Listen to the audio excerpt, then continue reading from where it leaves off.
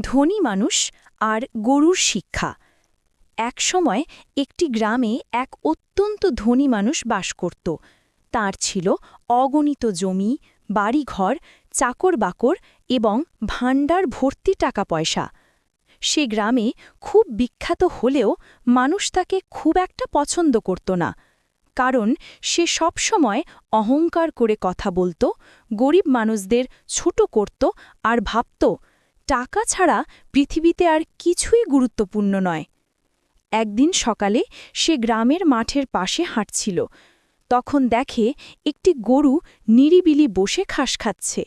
রোদেলা সকালে গরুটি শান্তভাবে লেজ নাড়ছে আর ঘাস খেয়ে যাচ্ছে।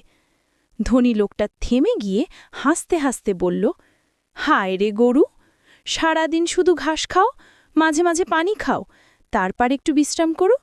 তোমার জীবনে তো কোনো আনন্দই নেই, না ধন সম্পদ, না রাজকীয় বাড়িঘর, না ভোজন বিলাস। বলো তো, তোমার বেঁচে থাকার মানেটাই বা কী? গরুটি তখন ধীরে ধীরে মাথা তুলে শান্ত কণ্ঠে বলল, তুমি যাকে তুচ্ছ ভাবছ, সেই আমি গরু, সবার কাজে লাগি। আমি ঘাস খাই, তার থেকে দুধ দিই। সেই দুধ দিয়ে শিশু বড় হয়, অসুস্থরা শক্তি ফিরে পায়, বৃদ্ধ মানুষ বেঁচে থাকার আশায় থাকে। আমার গোবর জমিতে সার হয়, ফসল জন্মে।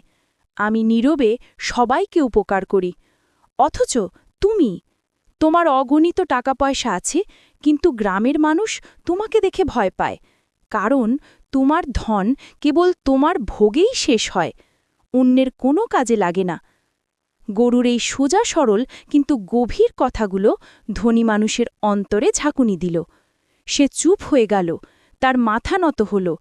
হঠাৎ সে বুঝতে পারল, সত্যিকারের ধন সেই, যেটা দিয়ে অন্য মানুষের কল্যাণ হয়। শুধু নিজের ভোগে ধন সম্পদ রেখে দিলে কোনো দিন সুখ পাওয়া যায় না। এরপর থেকে ধনী লোকটা তার জীবন বদলে ফেলল। সে গ্রামের গরিব মানুষদের সাহায্য করতে শুরু করল, অসুস্থদের ওষুধ কিনে দিল, দরিদ্র ছাত্রদের পড়াশোনার খরচ দিল।